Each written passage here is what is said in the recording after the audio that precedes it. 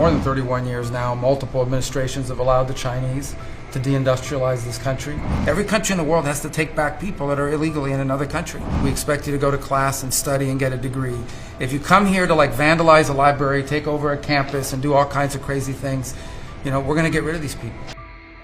Well, Mr. President, one of the most important things I believe you'll achieve in your presidency is reordering the world in a proper way. For 31 years, more than 31 years now, multiple administrations have allowed the Chinese to deindustrialize this country, to take away jobs and factories and the pillars of our national strength.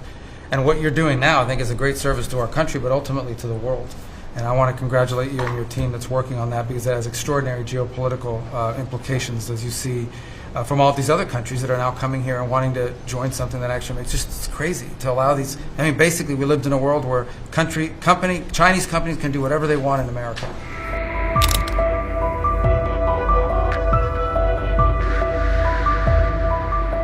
So just reordering all of that has dramatic implications on peace and security of the world. So we thank you. An important meeting, thanks to you, is going to happen on Saturday for the first time in a long time. There'll be direct talks between Ambassador Whitkoff and a top-level leader in Iran. We hope that'll lead to peace. You've been very clear what Iran is never going to have is a nuclear weapon.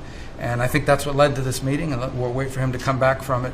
And we're hopeful about that. I would also say that we are receiving, and I think the Department of Homeland Security can confirm this, historic cooperation from countries all over the world. Number one, in taking back their citizens. Every country in the world has to take back people that are illegally in another country. And we have countries that refuse to do it or will kind of ignore our calls. All of them are doing it. The ones that are not are paying a price. And we've also found cooperation in other countries that are willing to take some of these people, some very dangerous criminals. I know the President of El Salvador will be here next week, has really been a good friend of the United States in that regard. These are some of the worst people you'll ever encounter. And Pam knows this, and Christy knows this from the work they're doing.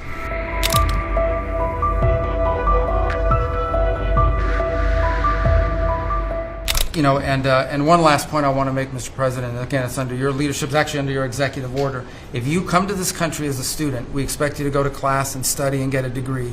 If you come here to vandalize a library, take over a campus, and do all kinds of crazy things, we're going to get rid of these people. And we're going to continue to do it. So when we identify lunatics like these, we take away their student visa. No one's entitled to a student visa. The press covers student visas like there's some sort of birthright. No, a student visa is like me inviting you into my home. If you come into my home and put all kinds of crap on my couch, I'm going to kick you out of my house. And so, that's what we're doing with our country, thanks to the President. And last but not least, very important development this week, but both Pam and I were very excited. The finest higher education institution in the United States, the University of Florida, is also now the national champions in basketball, and we hope you'll host them here soon, Mr. President. Go Gators. They're coming. They're coming. Good for the SEC. They're coming very soon. Congratulations. Well, thank you very much. You're really doing a great job. We appreciate it. Any question? Mr. President, can you give us a reaction to today's stock market drop, and also give us a sense of the next steps with China? Well, I haven't seen it because I've been here for 2.5 hours, so I'll be seeing it. I think Scott went out. Scott, you want to have a statement on that? Sure. Look, the up 2, down 1 is not a bad ratio, or up 10, down 5. And I think, as we have talked about, as we go through the queue and settle with these countries who are going to bring us their best offers, we will end up in a place of great certainty over the next 90 days on tariffs. We had very good inflation numbers today. Oil's down. We had a successful bond market. So I don't see anything unusual today. And next steps for China, sir? Well, we'll see what happens with China. We would love to be able to work a deal. They've really taken advantage of our country for a long period of time. They've ripped us off beyond anybody, nobody.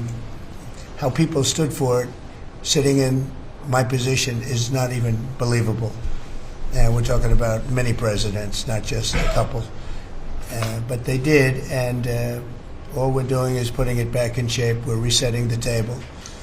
And I'm sure that we'll be able to get along very well. I have great respect for President Xi. He's been, in a true sense, he's been a friend of mine for a long period of time. And I think that we'll end up working out something that's very good for both countries. I look forward to it. Mr. President, China retaliated today by reducing the number of American films that can be shown there. What's your reaction to them now targeting cultural exports from the United States? I think I've heard of worse things.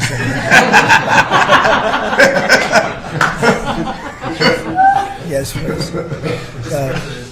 Also on China, the Ukrainians say they have evidence that Chinese soldiers have been found fighting for the Russians in Ukraine.